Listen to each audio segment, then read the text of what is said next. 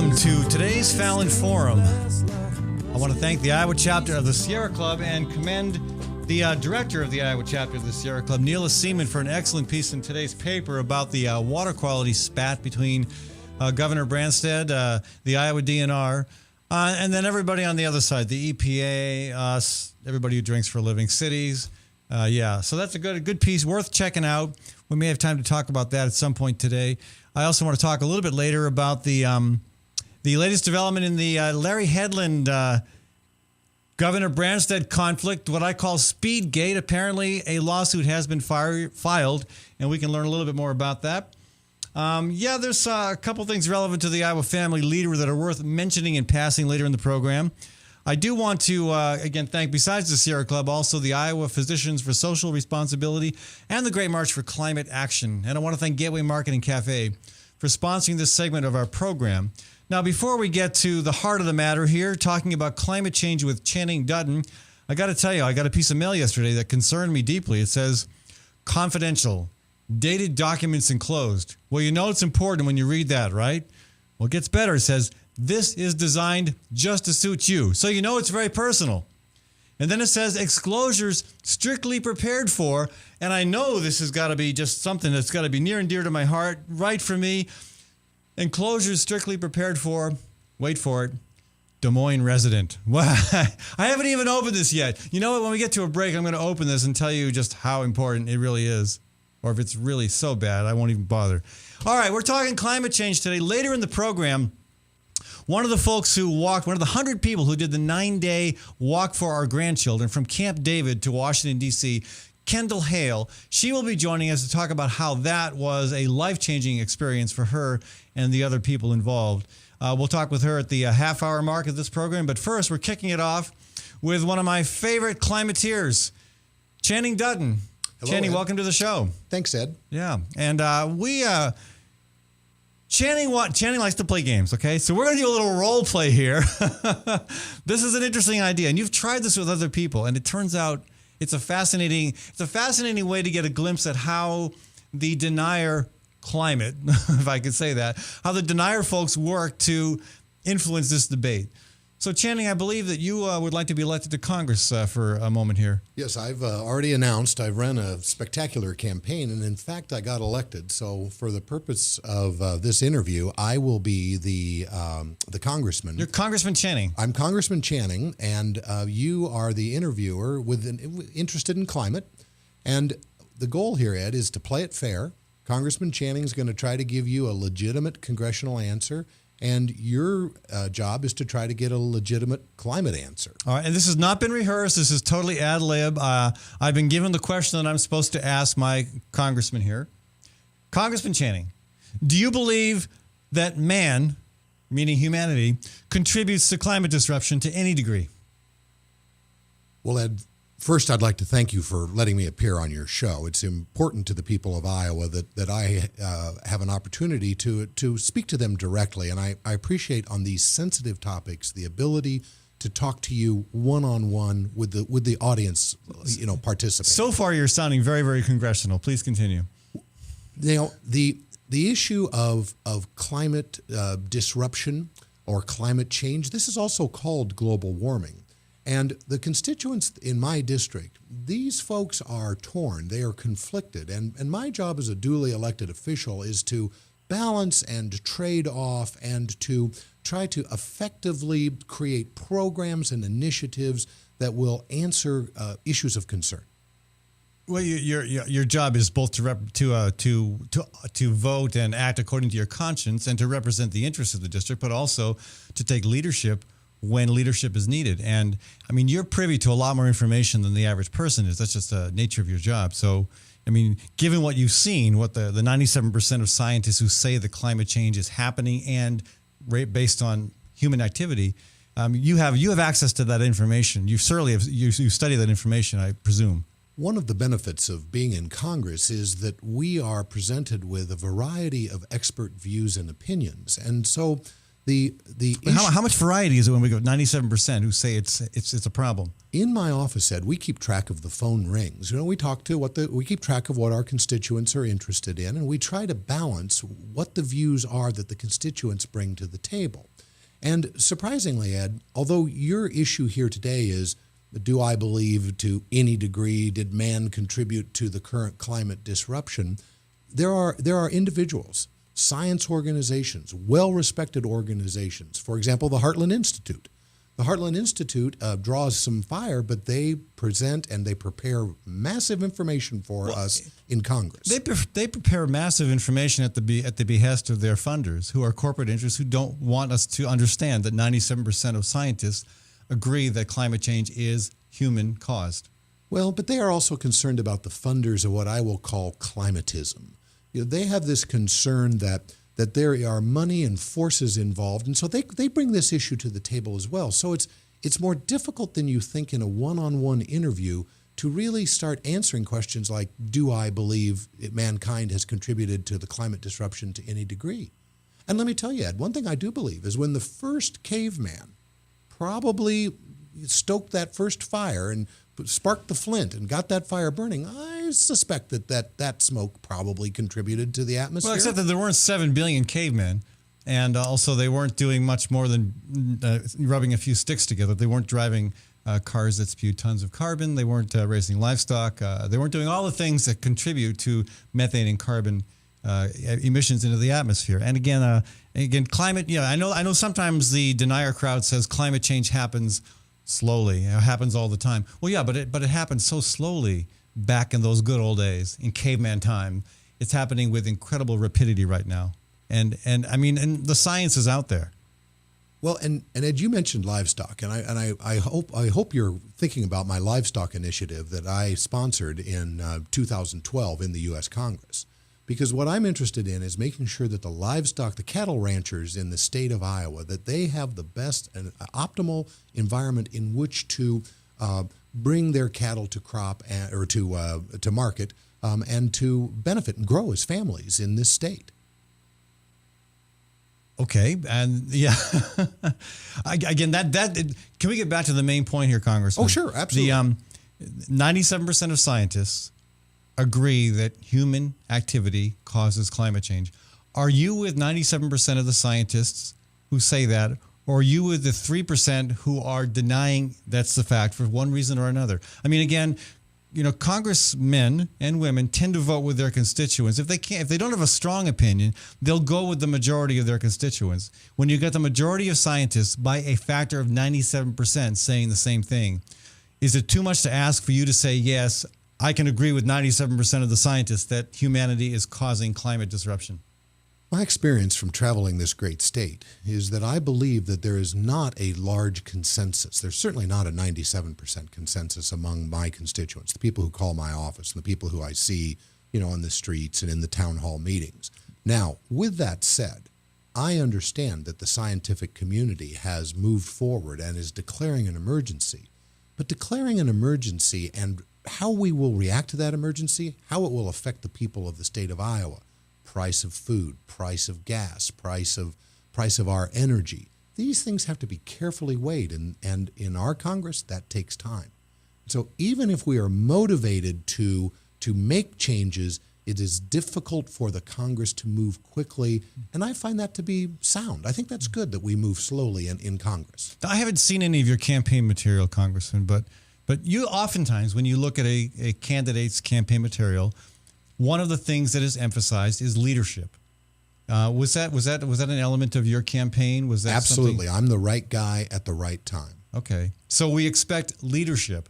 Leadership doesn't mean just following opinion polls. It doesn't mean just going along with how people feel about an issue. And again, I would say that if you looked at recent polls, there is a majority within your district who do agree that climate change is human-caused. It may not be 97% matching the percentage we see among scientists, but again, as a leader, and again, your brochures, your campaign materials say you are a leader.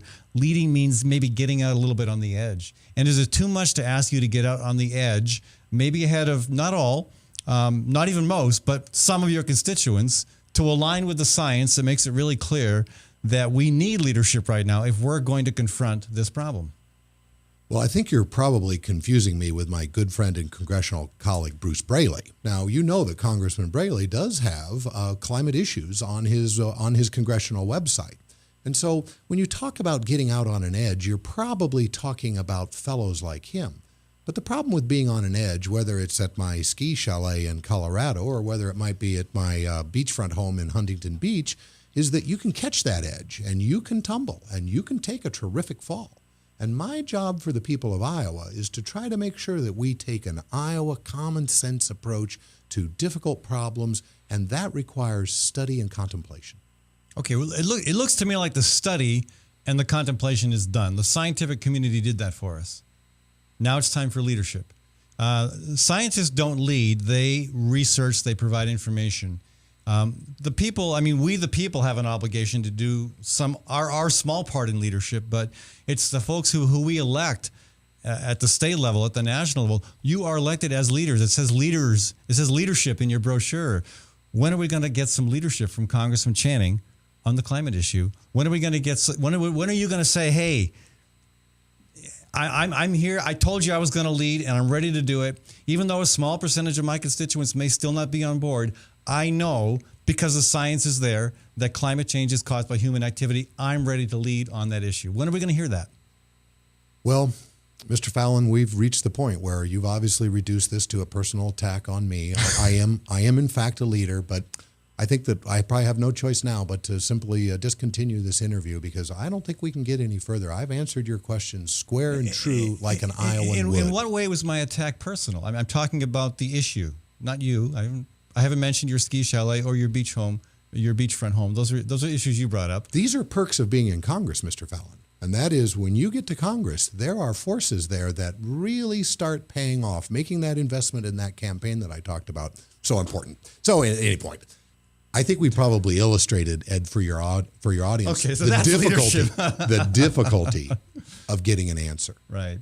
And unfortunately, I've had this experience with several of the Iowa congressmen. And Congressman Channing now has doffed his congressional attire. Right. Now, let me get my attire off. He's stripping down to his mere attorney appearance. To the real guy. That was that was actually fascinating. That was good. You did quite well at avoiding my question. Well, and you know, Ed, I tell people all the time, for example, all of the congressmen, they have a staff, and that staff is interested, no matter what district you're in, that staff is interested in allowing the constituents to talk to the congressman. And so I made a phone call. I was invited to come in. I met with various congressmen, sat across the table from them. Lovely people. They couldn't be nicer. You'd be Iowa proud, but they will not give you an answer. However, I do have a couple of ideas for your audience. So no one gave you an answer? How many of our congressmen did you get to meet with? I've met with 3. They were? Bruce Braley, okay, Tom Latham, and Dave Loebsack. And neither of the Democrats were able to give you a straight answer either. They give a slightly better, a slightly more realistic, as I would frame it, a realistic answer. And Congressman Latham is a lovely person. Just couldn't be a nicer guy in terms of an in-person interview. And that's why people should go meet him and see him and engage him. But I'm surprised that Latham didn't come right out and say, no, climate change is not caused by human activity. He did not do that with me. Really? Now, at the same I bet time, Steve King would have. Right. For all King's flaws, he's probably pretty straightforward on that. Right. And the time is coming, though, where Congressman King will stop doing that. Right. Because, we're looking at the flooding in central Missouri, the massive rains that are falling today throughout the Midwest, the fires in California. The beat goes on, Ed. Nothing changes in terms of the disruption that we're seeing. And let's get to the heart of why we see this paucity of leadership, this total vacuum. I mean, not total. There are some in Congress and some in other positions. For example, Iowa's own State Senator Rob Hogue, a tremendous leader on the climate issue. We see some of that, but not much, not enough. Why? We're going to talk about that when we come back. We're going to look at some of the material put out by the Heritage Institute. It is kind of, no pun intended, chilling. I want to thank Gateway Marketing Cafe for sponsoring this segment of our show and remind folks that it is important to support the local businesses that keep their money here in the community and also happen to support this kind of conversation, which you won't find on commercial radio. So check out Gateway for local produce, for a lot of stuff that comes from local farmers and producers, and also a great place for breakfast, lunch, and supper. And on Sunday, if you're interested, those of us involved with the Great March for Climate Action will be meeting at Gateway at 9, taking probably a 5 or 6 mile walk and finishing up there with a delicious brunch. So check that out for folks if you'd like to join us. I also want to thank Tally's Restaurant, Bar, and Catering in Beaverdale and remind you that if you like being outside when you dine, Tally's is a great place for that with a fantastic patio on the roof and also a patio seating on the sidewalk level as well. I want to thank Sergeant's Garage at 6th and College. I don't drive a lot these days, folks. But when I do, I know where to take my car when it needs some fixing, and that's up to Sergeant's Garage. They always do a fantastic job. Check them out at 6th and College, just north of downtown Des Moines. We'll be back in just a couple of minutes and continue our conversation with Channing Dutton as we look at what the Heritage Institute is saying about climate change. Concept Studios. This is Webcast One Live. Drug and alcohol addiction slowly steals a person's identity, tearing away pieces of their life little by little until one day it seems like the hope of a happy future is gone and there's no chance of getting it back. Here at St. Gregory Retreat Centers, we can assure you that there is hope. Our unique approach to recovery begins with the understanding that the dysfunction and damage caused by addiction can be overcome, not just dealt with. Don't let another day go by. Call St. Gregory today.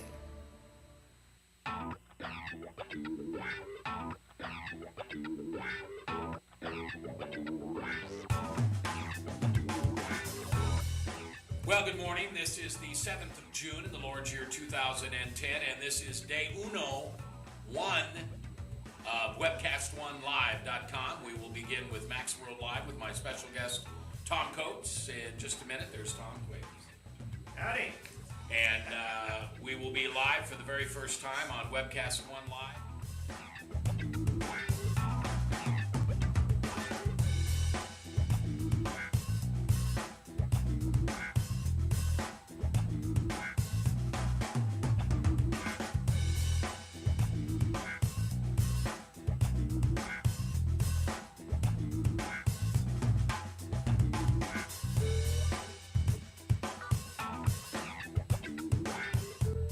Someday we're going to look back on this and say, gosh, remember that old day in history? Wonder where Walter Cronkite was. He must have been around hanging there too. But actually, it's the beginning of Webcast One Live. And thank you for listening. Thanks, Rob Spearman, and everybody who's put together this project together. And we're ready to go live now. So thanks for listening to MaxWorldLive.com.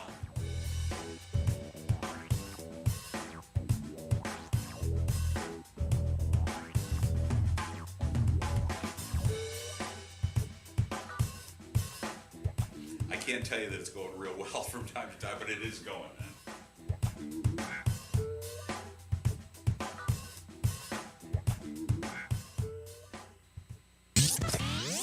From the RE/MAX Real Estate Concept Studios, this is Webcast One Live.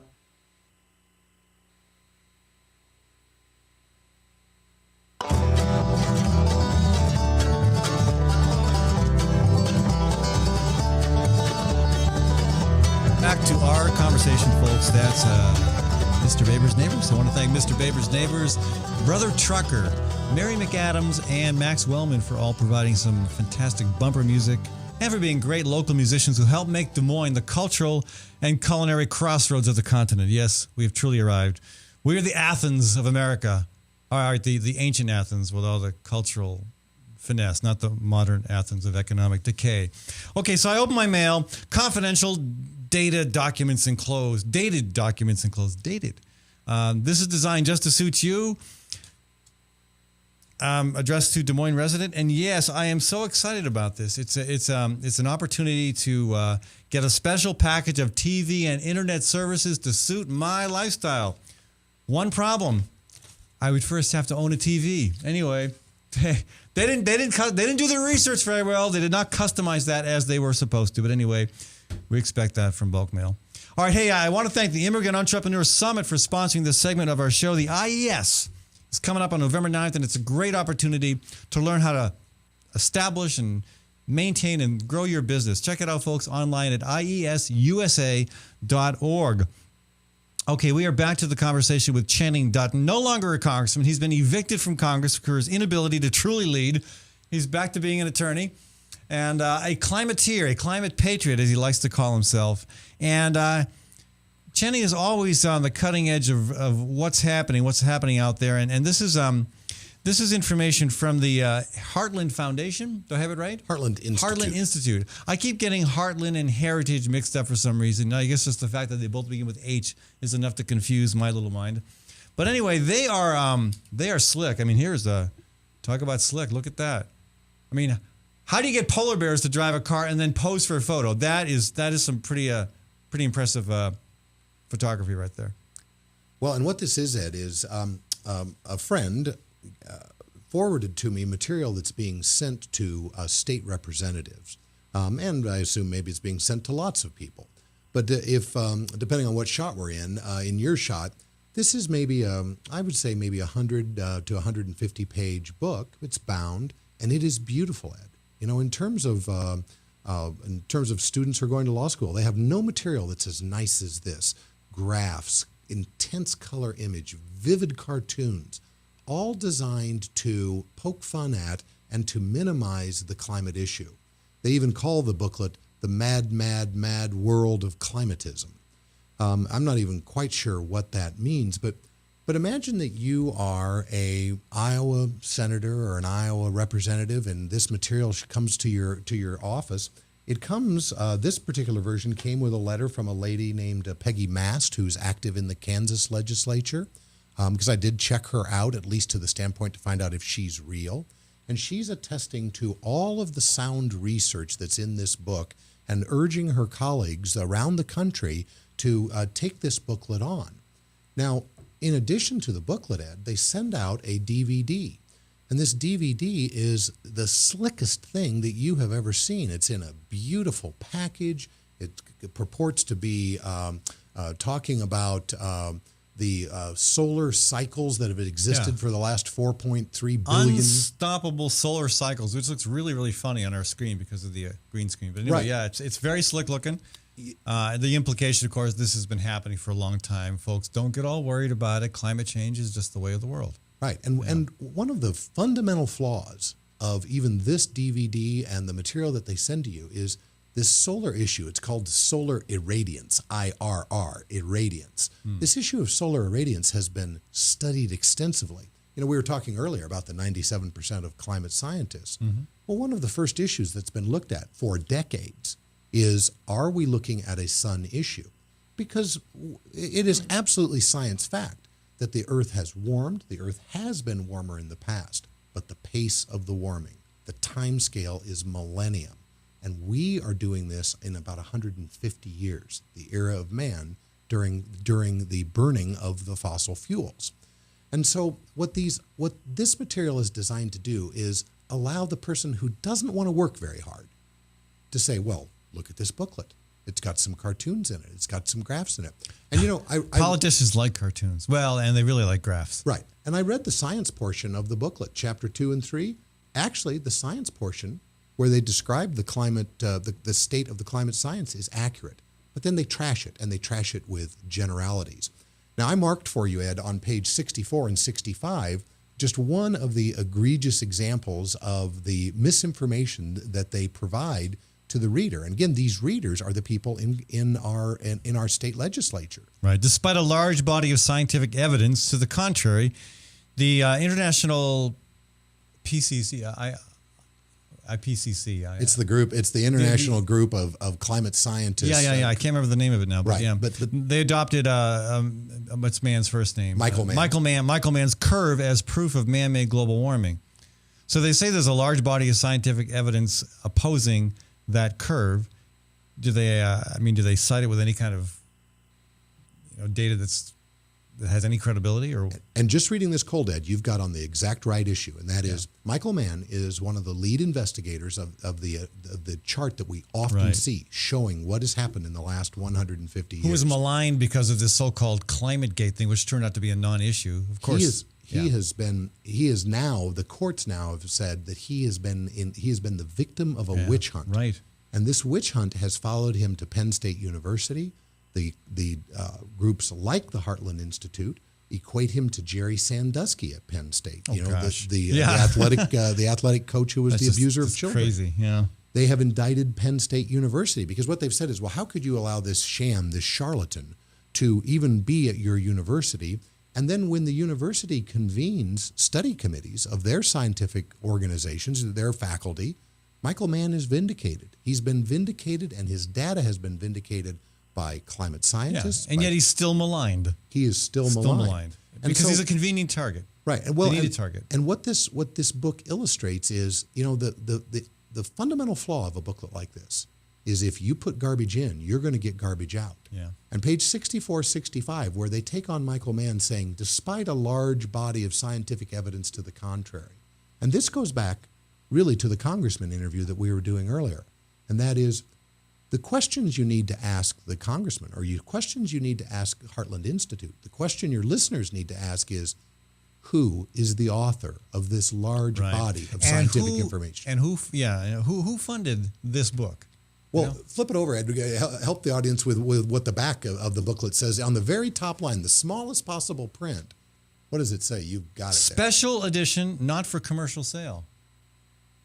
Interesting. So they're not even interested in winning over the support of the average person. If it's a special edition, who's it a special edition for? Yeah, and by. Yeah. Right. And who's this special? Well, apparently for Congress, right? Or for legislators. This is a special edition where they're going to, essentially what they're doing is they're offering all these red herring arguments up for consumption, and they're hoping that the gullible people in our legislature will simply eat it by thumbing through this book. Yeah. Now, depending on where you want to go next, Ed, one thing that's interesting about Michael Mann is he has gone on the offensive, and he has taken on a leader. He is a leader. Maybe we should elect him to Congress. Michael Mann he's walking the walk now, and he's walking the walk with lawyers. And what he's done is he has sued the National Review and various organizations for defamation, saying you have defamed me by this nonstop, false, malicious attack on my research. And the problem for Michael Mann, as it would be for a fellow like you, Ed, Congressman Boswell, it'd be a problem for him, is when you're a public official, you're basically fair game. If you're a public figure, you can make comment about what goes on, and the public figure has to basically take it. But now the federal district court in Washington, D.C. has found that these organizations are engaged in a pattern of actual malice, and they are continuing to perpetrate these falsehoods, calling him bogus, calling him a fraud. And so a federal district court judge has now ruled that his defamation lawsuit is going to go on to the damage phase despite the fact that he is a public figure. And in the legal community, this is significant because now a jury is going to A, get the education about the science, B, get the education about the chronic lies that are being told about the scientific community, and C, assess damages. Yeah. And hopefully the jury that gets this case will be wise enough to say we need to stop this pattern of denial and lies. My coworkers with the Great March for Climate Action all went to the Climate Reality Conference in Chicago last week. All right. And they came back with lots of great information and good ideas and great connections too, and a bunch of new marchers, by the way. But one thing they came back with that I thought was particularly interesting was the fact that there are only 3 nations in the world that have a climate denier industry. Oh. We're one of them. Okay. Great Britain is the other. Can I guess? Yeah. India? No. Oh. Australia. Australia. And obviously what that proves is that speaking English makes you dumb. Anyway, that's my conclusion. No, but it is interesting that though, yeah, you would think maybe that would be a place too, but no, it's prominent in those 3 countries. And those 3 countries alone. And you call me on time, Ed, but the last thing about the Heartland Institute that the listeners need to fully understand is this is the group that put up the Unabomber billboard. Right. And they are the group that says, hey, there's lots of people who believe in the reality of our changed climate. Not just those 97% of the scientific community, but the Unabomber believes it. Are you the Unabomber? Gosh. And so there's no logic to it at all. I mean, these things they say on the back of the book. By changing our light bulbs, we can save polar bears? Actually, yeah. Well, and one small. I mean, it just the connection they try to draw tries to hit you at an emotional level where you want to say, yeah, that's absurd. But when you think about the big picture that we're talking about various endangered species, about all the little things we need to be doing to head this in a different direction, yeah, that does make sense. And they don't want you to admit that. And what your listeners and viewers can't necessarily appreciate, Ed, is they have a big banner headline that says it's absurd, and they say it's absurd to think that going to an LED light bulb would somehow save the polar bear, and yet in fact that is what will happen. Yeah. Well, Channing, I'm so impressed with your ability to read this drivel, and I assume you never get totally sick to your stomach. Somehow you manage to get through it, and you come up with some really good critique. Somebody has to do it. I'm glad it's you and not me. Well, and I appreciate you giving me the opportunity to come on and rant, Ed, because in particular, when I saw this material, I just thought, wow, if you're not a hard-working person, if you're not a person willing to challenge, you need to be a skeptic. But what we need to be a skeptic on today is when these deniers are running around saying it's absurd, it's silly, what we need to do is start saying, wait. Or if you're a congressperson or a state legislator and you've got your bread buttered by the corporate interests that don't want to see any change, then you'll probably write a letter like the letter from Peggy Mass, who is the Speaker pro tem in the Kansas legislature. Basically calling everything in this book science and truth and commending it to her colleagues. So we have our work cut out for us. But I commend you on continuing to try to extract some semblance of leadership from our congressional delegation. Good luck with that. Keep at it. It will happen. I mean, right now, we see issues that politicians formerly never led on, and now they are taking a leadership position on them. It's just a matter of time before we get to that point on the climate issue, because we are right, we know where the truth lies, and because we have to. If we're going to wrap our arms around this and truly move forward and save this planet as a place where humanity can continue to live, we're going to have to find that leadership. And if we can't find it in the current batch of Congress, well, maybe it's time to start electing some new leaders. Anyway, thanks again, Channing, for joining us. Thank you, Ed. When we come back, folks, we're going to talk with Kendall Hale. Kendall Hale just completed the Walk for Our Grandchildren. She's one of 100 people who made that 9-day march from Camp David to Washington, D.C. as part of the Summer of Heat to call for action on the climate crisis. I look forward to talking with her. Also, again, I want to thank the Immigrant Entrepreneur Summit for sponsoring this segment of our show and remind you to check out information about that summit at iesusa.org. Also, want to thank, speaking of climate change, one of the places in Iowa doing great work on that is Newton. And I'm delighted to have a couple great supporters, business supporters from Newton. Dan Kelly. Dan Kelly is a real estate agent in his spare time. And if you've got property you'd like to buy or sell in Newton, give Dan a shout. Also out of Newton, Diana's Wedding Cakes. I think she makes cakes not just for weddings, but for other great events and occasions as well. So look up information about Dan Kelly and Diana's Wedding Cakes on the Fallon Forum website. And we'll be back in 2 minutes as we talk with Kendall Hale. From the RE/MAX Real Estate Concept Studios, this is Webcast One Live. I'm Brian Leach, owner and general manager of Service Legends. I brought along a couple of the home comfort heroes. Hi, I'm Tammy Wells. I am Nick Wondershot. I'm administrative manager I am the senior technician from Service Legends. It seems like every good thing, when you feel it to the bone that it's good, there's a lot of hard work put behind it. I don't think that you can fake it and have it turn out good. You know, if we seem like, okay, that's just weird, it's just a furnace, why would you believe so deeply in a furnace? It's not just that, we want to show the world that you can have good service. Yeah, it's got to be, it's your home. It's built into our daily trainings, it's built into our culture, that we're going to do whatever it takes to have each client say they love us, period. That's why we spend all the hours in the training that we do. And if we guarantee it's going to be a good experience for you, or else it's free, what type of work do you think we're going to do? There is a guarantee. Temperature selection guarantee, fixed right or it's free guarantee, comfort guarantee, best value guarantee. All of these guarantees hold us accountable to ensuring that we exceed your expectations. And if for whatever reason we'd fail and we can't make it right, we guarantee all of those guarantees with a 100% money back guarantee. If you don't think that your technician can fix it right, are you going to say that to a client? No. You don't have to worry about having a technician come to your house. We drug test, background check all of our team members. We put safe people in your home. Each and every one of our service techs, 400 hours a year in training. You tell it the minute they walk in the door. They know what they're doing, they've done their homework, and they actually truly care about what you want. Because at the end of the day, you're the person that makes sure I have a job. They're going to be listening. They're going to want to know what your challenges are. Then they're going to come and give you options, and you get to choose. If I'm there to help and I make it easy and painless, I did my job right that day. Well, when it comes to your comfort, safety, and your family, you don't necessarily go buy the most expensive, but you get the most bang for your buck. Oh, it's worth it, because there's a lot of people that will find a way to get it to work right now and then leave and then come back, charge you again, and the cycle just repeats itself. So when I'm out there looking at the furnace, I want to find why it failed today. How can we change the part today with something that you're not going to have to worry about? Is it worth changing the part today? I mean, you can put a lot of money into a furnace. I can fix parts all day. There's good job security in that for me, but is it the right thing for you? I get a lot of the phone calls of after the technicians are there. They're just in awe. They're like, wow, you guys are great. I mean, I don't even know what to say. You guys are great. Everything you did was perfect. It was great. Keep going though, I like this. Just give us a try. I'm going to take all the risk. I've got the time to make this right. I've got the support to make it right. Just check us out. And if you don't see the value in what we do, I mean, fixed right or it's free or 100% money back. enough said.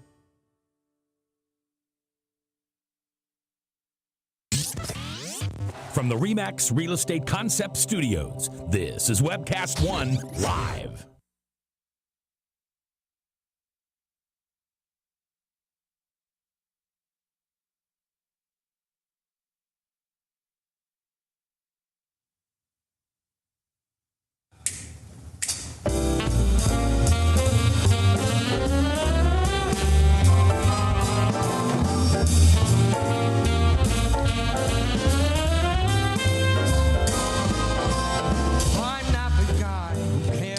Welcome back, folks. That's Max Wellman, and we're back to more conversation today here on the Fallon Forum. Hope you've had a great week. I've had a great week. I'm looking forward to another beautiful weekend here in Central Iowa, the cultural and culinary crossroads of America. We've been talking climate change. We're going to do more climate change gab here. I do, later in the program, I do want to give you the latest update on the scandal that I like to call Speedgate, involving Governor Branstad's trolling along the highways of northern Iowa at 84 miles per hour. And the lawsuit that just yesterday was filed by the trooper who was fired because he blew the whistle. We'll talk about that later in the program. And I do want to remind you, folks, to support the businesses that help make this show possible. Particularly, I want to thank Hawk Restaurant for sponsoring this segment of our show. Okay, on the phone with me from North Carolina is Kendall Hale. Kendall is one of about 100 people who just finished the Walk for Our Grandchildren. Kendall, welcome to the program.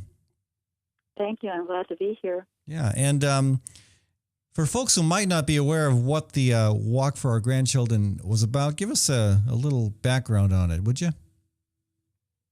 Yeah, well, a lot of us in Asheville have been involved in the climate change movement for a number of years. And when Steve Norris, who was the visionary of this walk, called us together and said that he thought the right time for us as elders to create a walk that would draw attention and would be different, creative, and strong and forceful, as a walk that would be led by elders, as I said, but would be intergenerational and would bring people forward. We all jumped on board and we worked hard and got very excited about it and made it happen. So, and you started at Camp David and finished in Washington, D.C. You finished at the U.S. Capitol, I believe, or the White House?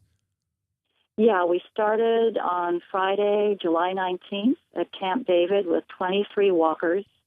Our ages ranged from 14 to 70 years old. And we began walking with a rally. We started rallying at Camp David and then walked for 3 days on pavement. It was the core walkers. And those 3 days, the temperature was about 100 degrees every single day. That's no fun. Now, why did you start at Camp David? Yeah, we did. We But started by Camp David. what's the significance of Camp David in terms of the climate issue? Well, we were trying to think of metaphors and stories. Storytelling is a great way to engage people and excite them. And so when we thought of Camp David, we learned that Dwight Eisenhower named Camp David after his grandson David. And because we were going to be grandmothers and grandfathers walking for a better future, a fossil fuel world, free and healthy, sustainable for our grandchildren, this seemed quite appropriate to start there. So how many miles a day did you walk? On the average, we walked about 12 miles a day from Camp David to Harper's Ferry, which is where we ended up on Sunday, July 21st. That was about 30 miles. And then the rest of the stretch along the Chesapeake and Ohio Canal, known as the C&O Canal along the Potomac River, was about another 60 miles. And you said the first part was on pavement. Was the second part of the walk on softer surfaces? Yeah. Once we got onto the C&O Canal, which is the beautiful greenway, historic greenway, we started at Harper's Ferry, and that trail has no traffic. No cars are allowed. There are only pedestrians and bicyclists, and it's largely shaded. And it's a nice, soft path. Yeah. Did it make a difference? So the softness of the path made a difference in terms of ease of walking? Yeah. That's good to know. Basically, the biggest difference is that it was much cooler because it was shaded. Right. Although we did have people suffer all the way from blisters. Regardless of what surface they were walking on, there were a lot of people who, even though they prepared, suffered quite a bit from blistering feet. Well, folks here, in Iowa, I know we have marchers for the Great March for Climate Action. We have marchers from 13 states already involved. Here in Central Iowa, we've been preparing by having starting 2 weekly community walks, but we have a 70-year-old minister who's putting in about 30 miles a week just on his own. And I don't, we've been debating how many miles you really need to log to be able to physically accomplish something like this. Did you have any, what was your preparation like? What did you have to do to get ready for this?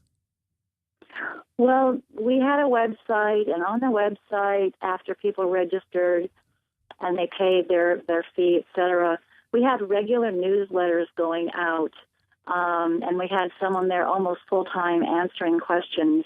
But we gave people very detailed instructions as to what kinds of equipment they had to bring and needed to bring, and made suggestions that they start to walk, several weeks before, 4 or 5 miles a day, and start to build up just on a flat surface, because we knew we were walking largely on a flat surface that they prepare. So some did and some did not. So, that's the way it is. Some people were surprised, thought they were great heroes and great athletes, and then it turned out they found out otherwise. Yeah. So you were all there at one point in the march. There was a specific action involving civil disobedience. Can you tell us about that? Well, that happened, as I said, we left Harper's Ferry with 68 people total. They met up, we met up there and had our orientation, honored the struggle for the emancipation of African Americans against slavery, and put our walk in the context of that we were walking to emancipate ourselves and our children and grandchildren for fossil fuels. That was our goal, to send a message to President Obama to disapprove the Keystone Pipeline, and the tagline for our walk was "Keep Fossil Fuels in the Ground." We did, however, learn as we were organizing this, we began to feel more strongly that there had been many rallies against the Keystone, that we needed to think of something that would be more dramatic, that would be more of a sacrifice, and that would pull people up to a higher level of dedication and determination. So with the help of 350.org and the CCAN, the Chesapeake Climate Action Network, based in Maryland, we picked a target, and that was the Environmental Resources Management Corporation and in the K Street Lobbyist District of D.C. And so we had a core of people commit to doing civil disobedience, and we prepared ourselves, bit by bit, day by day, along the walk, discussing what it meant to do nonviolent civil disobedience. And so in the end, there were 54 people that were arrested in the lobby of the ERM Corporation. And of those 54, and I was among those, there were 6 of us who actually locked down to each other and together and had to be cut apart. As the pipe we were holding our hands through pipes and hooked together. So we were kind of known as the ERM 6, but all total we were 54 people. So how was the march itself in terms of the message you were trying to get across? How was the walk itself plus the direct action? How was that received by the general public, either through direct contact or through the media? Well, it was really interesting. We had done so much legwork by visiting Maryland several times beforehand and meeting with our partners. And we had people on the ground from CCAN who had many contacts and members in the Maryland area. So there were church groups that came and brought us food and prepared food for us for 2 nights in a row in the beginning of the walk on Monday the 22nd and Tuesday the 23rd. In support of what we were doing. We also were invited to cross over at Leesburg. We took a ferry to Leesburg, Virginia, and we were asked to join some organizers and activists there who wanted our support to rally in front of their city hall to bring attention to the fact that they had a city council person who had developed an energy plan for the city of Leesburg that had been put on the back burner. So we were welcomed by those people, given rides to the city hall, wonderful coverage, media coverage. We had a filmmaker actually with us the whole way. They're wonderful YouTubes that people can watch the entire walk. We're running through some of the photographs from the walk right now. I know you can't see those because you're on the phone, but we're just going to run through some of those. This is you with Steve, I believe, and one of the other participants. Yeah, and then they film day by day that just the little things like our food, our seeds of peace. We hired them, and you stayed in tents as well. We have a shot of your tents. Yes, everyone brought tents. And how hard was it to find tents for 68 people? I'm just wondering because we're looking for a tent spot for 1,000 people next year. Well, 250 times. As I said, everyone had to bring their own. Yeah. But the campgrounds along the C&O Canal are limited. So we knew that we had to limit the walk to no more than maybe 68 or 70 people who were through walkers, because the campsites had limited numbers and limited space. And in some instances, we never could find a campground, an official campground, because it's first come, first served. But we were given a pasture by someone who had a house and a large pasture, and we were able to camp there.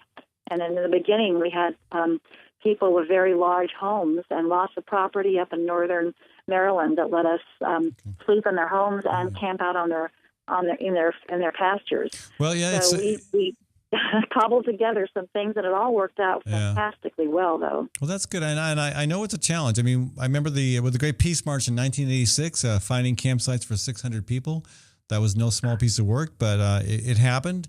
Where there's a will, there's a way, and I think this issue is important enough that there are a lot more people who are willing to find a way to make it happen. So again, there's so many of these types of walks and marches starting to pop up. It's great to see, and I really hope we'll have several people from the Walk for Our Grandchildren join the Great March for Climate Action next year.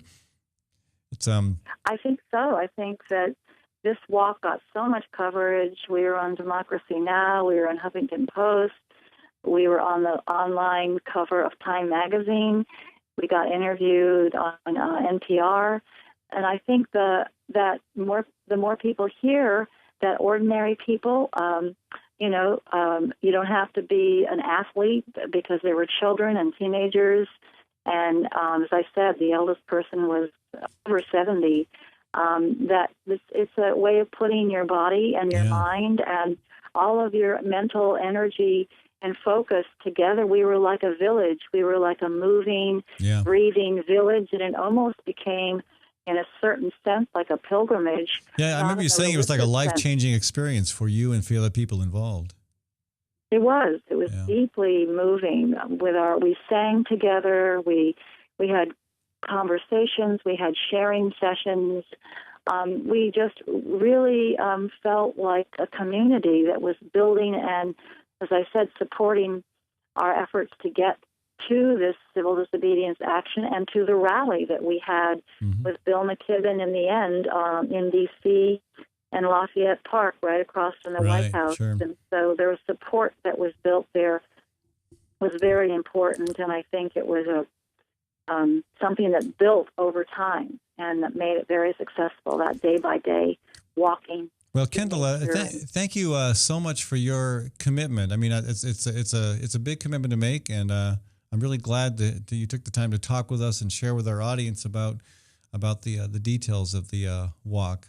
Again, thank you so much. Maybe we'll see you next year as we move across America as the Great March for Climate Action. Well, good luck with you. Thank you. I'd love to join, and I think many of us would. So keep us posted. All right, Kendall Hale, folks, one of the people who recently participated in the Walk for Our Grandchildren, a 100-mile walk to focus on the climate change crisis, walking from Camp David to Washington, D.C. with a civil disobedience action that involved 54 people. That's pretty good crowd.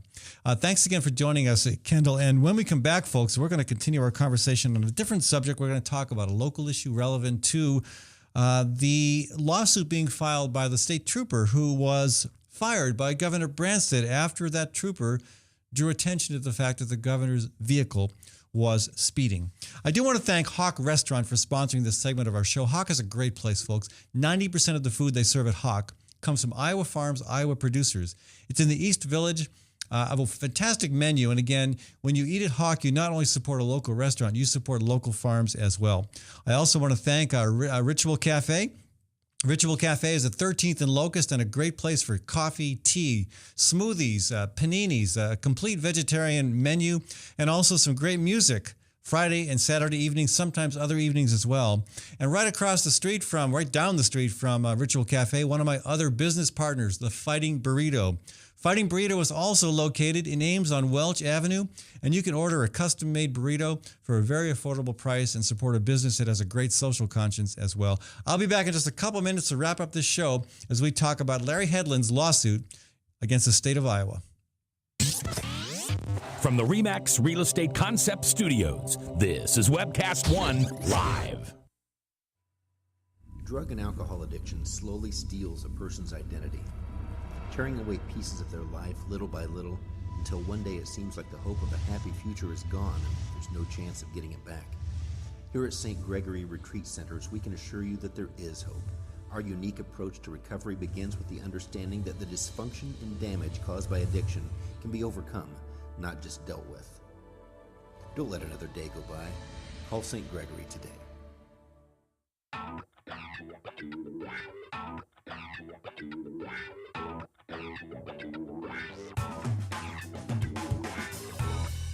Well, good morning. This is the 7th of June in the Lord's year 2010, and this is day uno one of webcast1live.com. We will begin with Max World Live with my special guest, Tom Coates. In just a minute, there's Tom. Wait. Howdy. And we will be live for the very first time on Webcast One Live.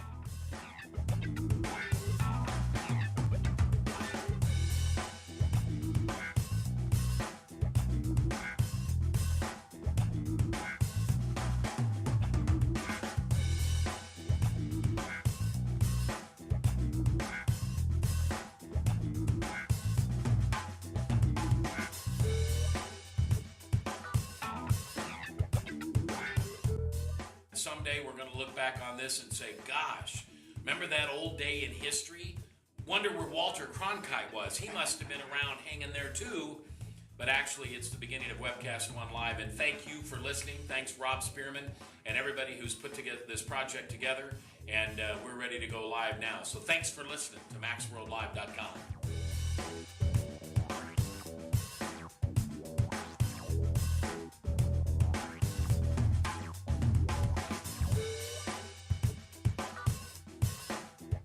I can't tell you that it's going real well from time to time, but it is going.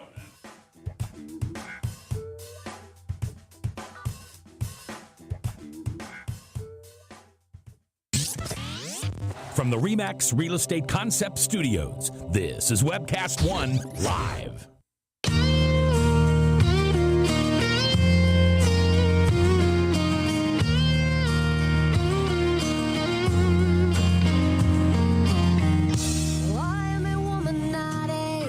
Welcome back to the final minutes here of the Fallon Forum. We've got a very short segment for you. And this short segment sponsored by Gateway Marketing Cafe. Okay, so Larry Hedlund, whose name has almost become a household name here in Iowa. The guy who the State Patrol, the Department of Criminal and the Division of Criminal Investigation, there we go. The guy who with a 25-year spotless history with that department blew the whistle on the State Patrol trooper driving 84 miles an hour, presumably, in my opinion, at Branstad's request. So he gets fired. He files a lawsuit. The lawsuit was just filed yesterday, Thursday.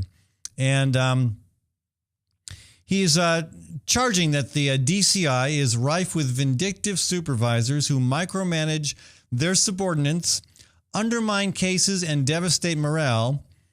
That's a much broader charge than I thought we'd see coming out of this, but interesting.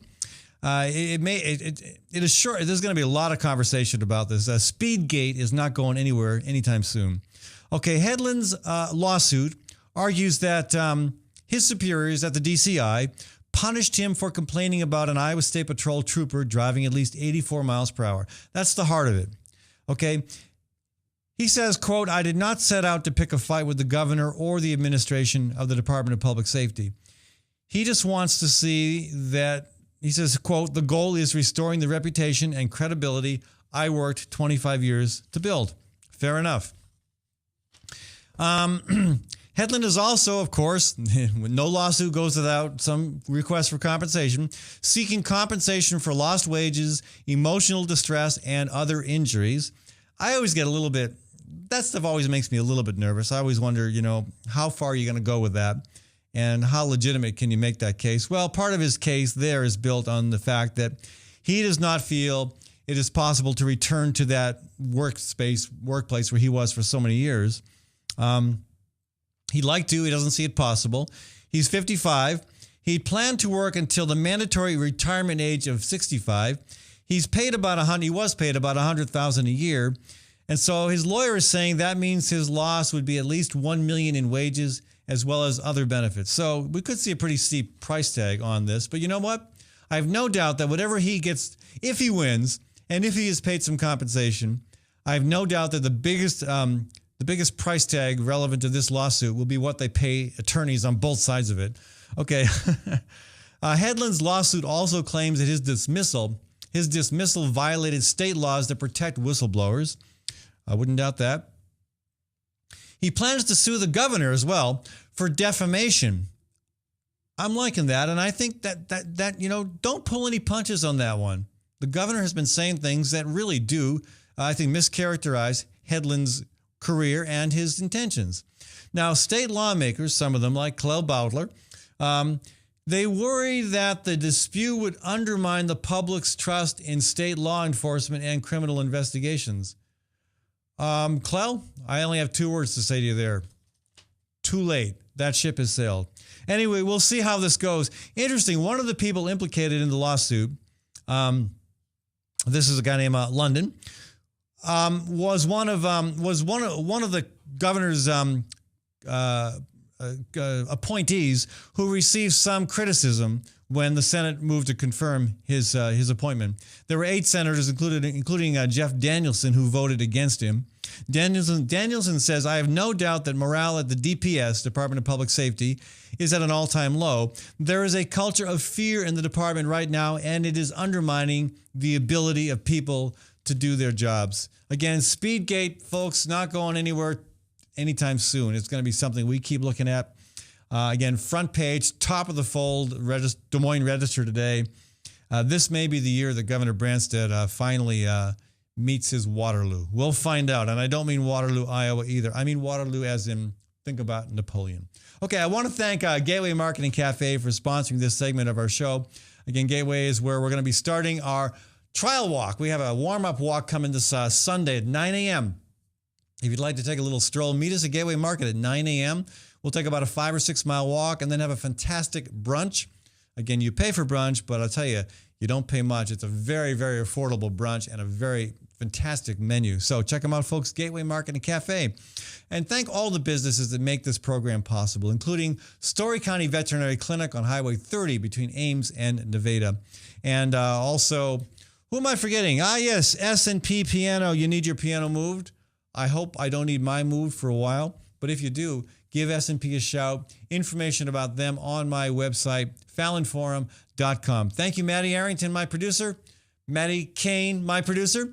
And also thanks to Webcast One Live for providing this studio. I'll be back on Monday. From the RE/MAX Real Estate Concept Studios, this is Webcast One Live.